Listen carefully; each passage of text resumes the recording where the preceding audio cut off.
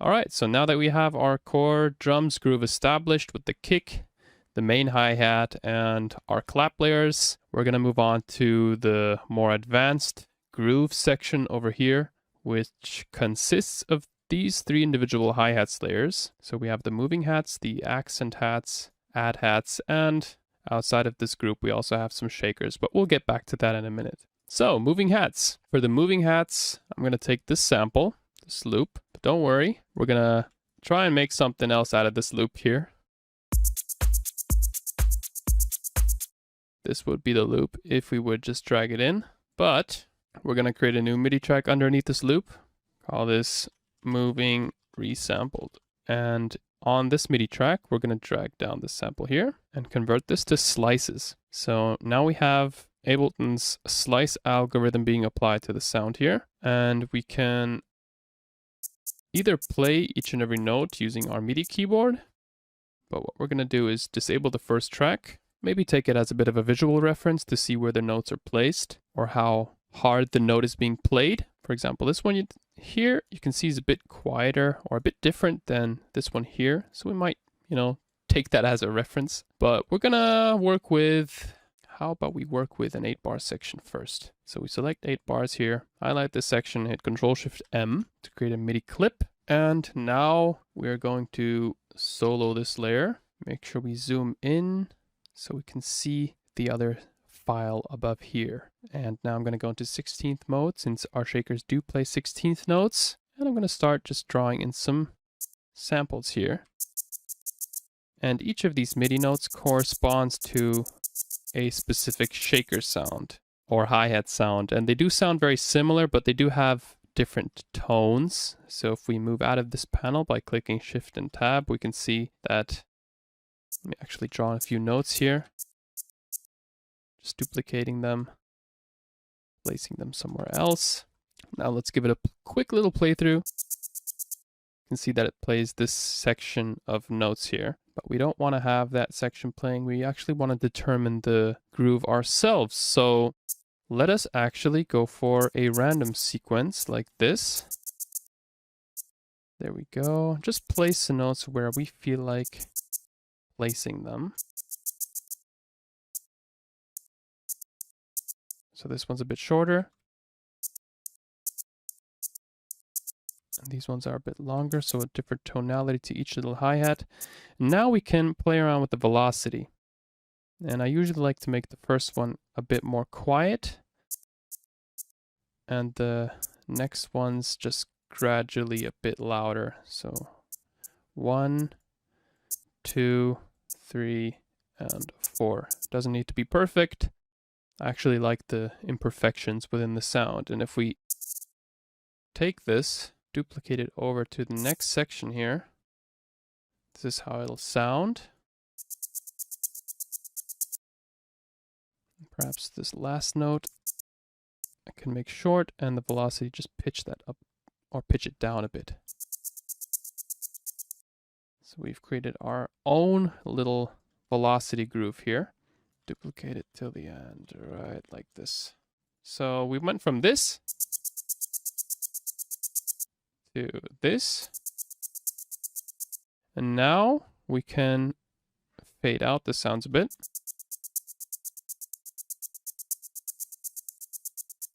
So you don't have that reverb tail inside, and fade them in perhaps. And transpose it down or up. Yeah, kind of like that.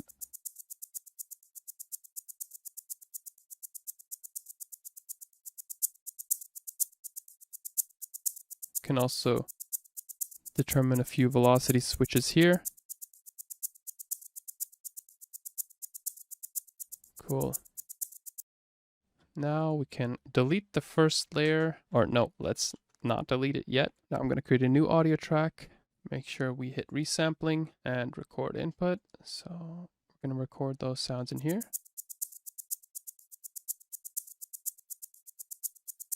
You know what, that's enough. Let's duplicate that here and highlight these, Shift and Tab, right click, rename, moving hats to resample. Now we are going to delete our previous layers here. Call this one moving hats. And we have our own little groove now.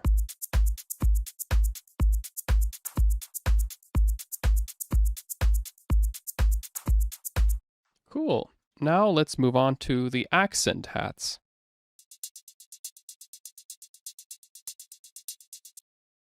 Accent hats. So where do we have them here?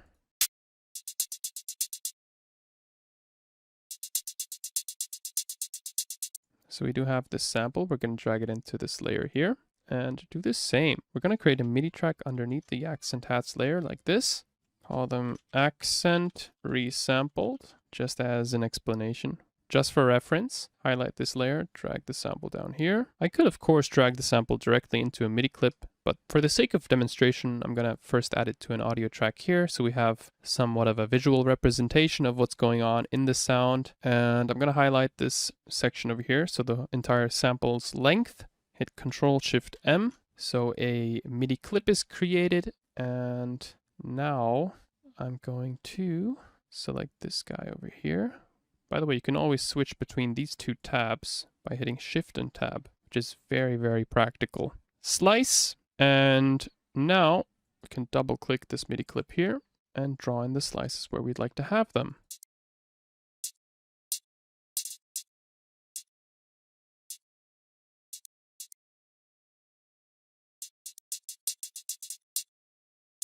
And I can hear which notes are a bit louder and which ones are more quiet. And I would solo the layer and play that together with my kick here. So let's give those two a playthrough.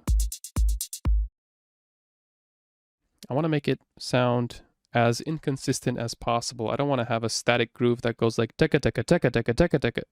I want to make it sound like something like a polyrhythm or something offbeat.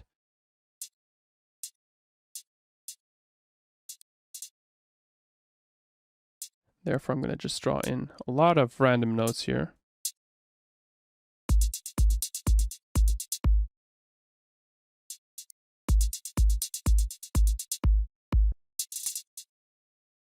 And now let's Shift and Tab and crank up that fade out. Maybe the fade in as well. I kind of like the attack actually. And now I'm going to draw on the rest of the notes here. Remember, I want to go really random, no consistency within the notes here. Some may be a bit more direct and some softer.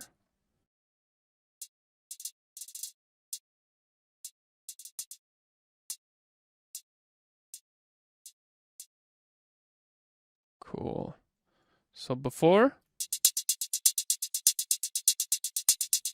after. Let me crank up the volume a bit here.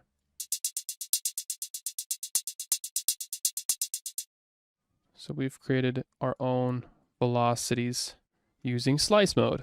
Now underneath this track, again, create an audio track. And let's actually rename this right now. So we're going to call this accent hats. Yeah, just leave it accent hats. Resampling, record arm. And now we're going to record whatever's coming out of this MIDI layer here. So let's do that. Awesome. I like how it's played very inconsistently. Gives the rhythm a bit more variation. Now we can delete both of these layers here. Since this is going to be our accent hats layer, duplicate that towards the end. Now we can mix it in with the moving hats layer. So let's play the entire groove together now. Dial that down.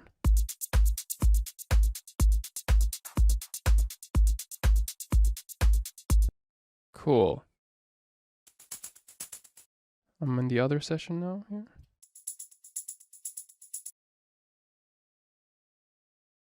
And these add hats, we're going to keep them consistent, so the groove is going to be very static. We don't want a lot of variation going on, so what we're going to do is add a loop on top.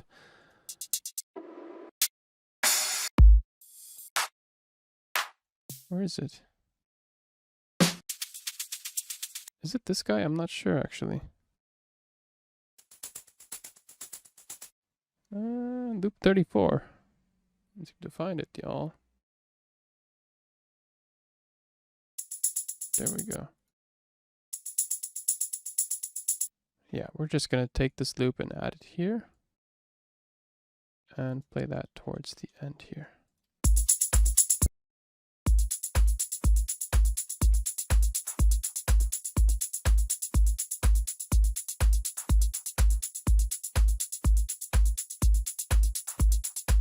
Awesome.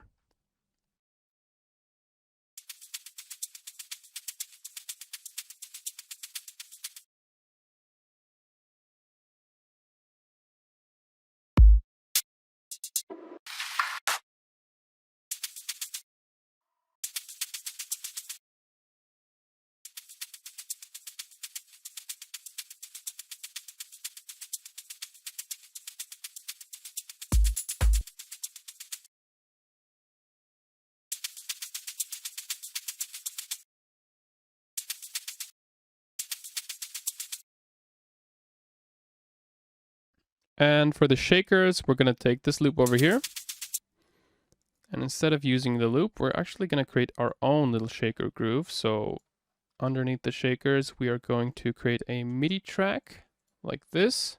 Again, highlight the MIDI track, drag down our shakers here.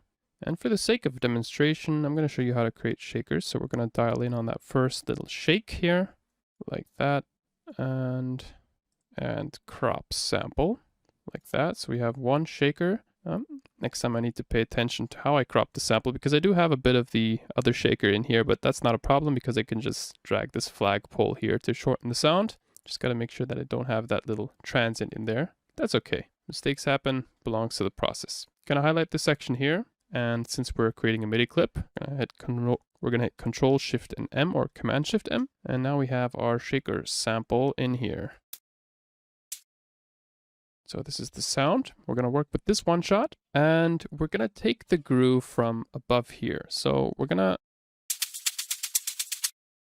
to try to emulate this groove as closely as possible. And for that, we are first going to draw on our 16th notes. So make sure we're in 16th notes here. C3 is the key that we're working with.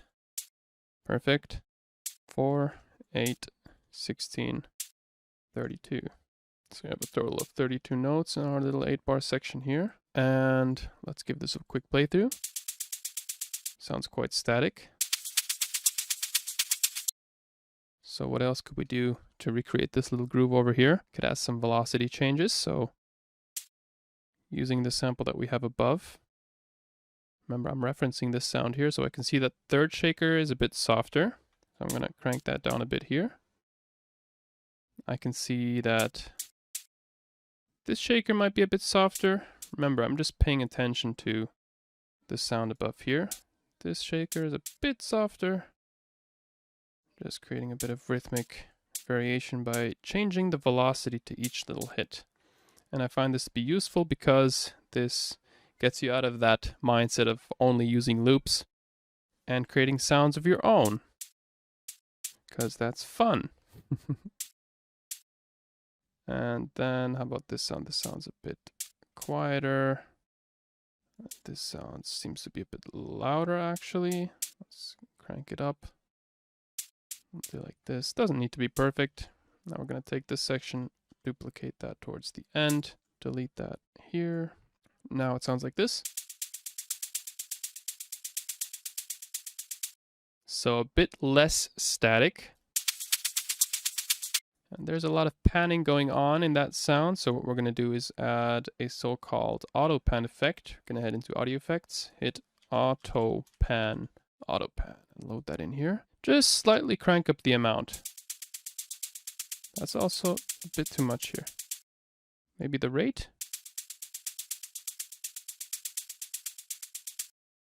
And now I'm going to add a delay before the auto pan. Oops, delay here. And I'm going to make sure to unlink these and change the mode from sync to time. Crank it down like this. Crank down the feedback. And then slightly increase the delay time on each channel. Make sure we're only applying to the high frequencies here. There we go. Already sounds a bit closer to the sound that we're aiming for.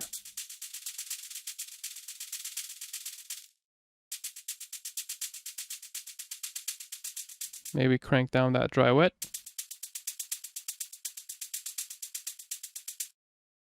And you know what?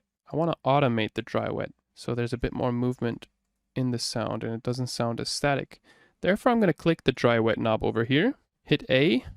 Oh, make sure keyboard is turned off. Hit A to switch to automation mode. A is the default button for that. And then you can insert these shapes here. And I like to take the sine wave for gradual changes. And you can see that he already applied that to this entire section here. I don't want that, so I'm going to undo that. Highlight our section here. So click the MIDI clip. And now we're actually going to have to highlight it like this. Right click, insert shape. There we go. So this is how it would sound like. Probably a bit too intense. Yeah, we don't want that. We want to actually highlight a shorter section. So we're going to go into fourth, highlight this, right click, insert shape. Then we're just going to crank it down a bit here. Oops. And then we're going to take the peak, reduce it to about, let's say 50%.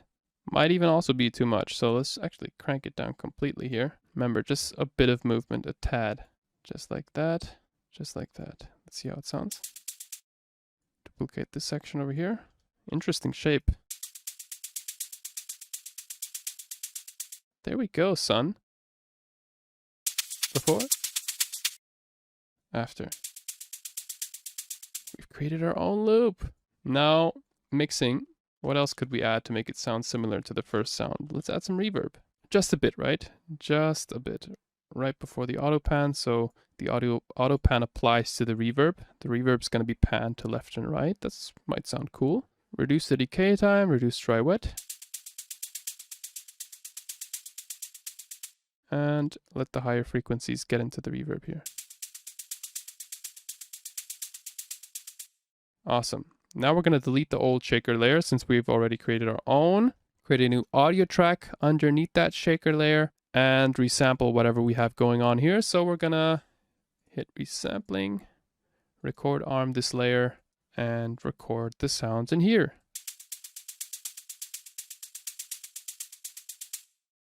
Perfect. Cut it here. Make sure we rename it accordingly now. So we're going to call this shakers and this shakers as well. Delete the old layer. We don't want to get attached to it. And now we're going to just duplicate that towards the end here. Let's play that with the other loops that we have going and mix it in.